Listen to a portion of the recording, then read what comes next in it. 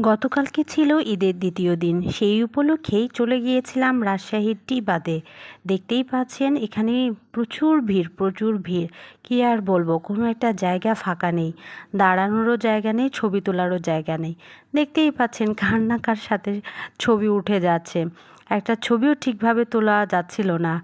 পরিস্থিতি খুবই খারাপ, আর পরিবেশটা অনেক সুন্দর ছিল যেহেতু পদ্মার পাড়, অনেক সুন্দর হাওয়া বইছিল, কিন্তু আমাদের কেন জানি প্রচণ্ড গরম লাগছিল।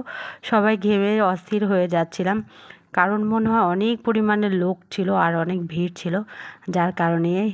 আর এই যে আমরা অনেকেই গেছিলাম আর কি একসাথে, তো সেলফিগুলো তুলে নিচ্ছিলাম একসাথে।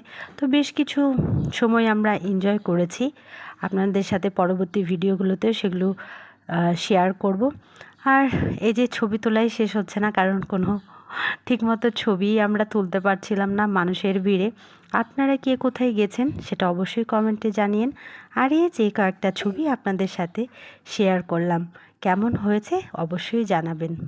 Thank you.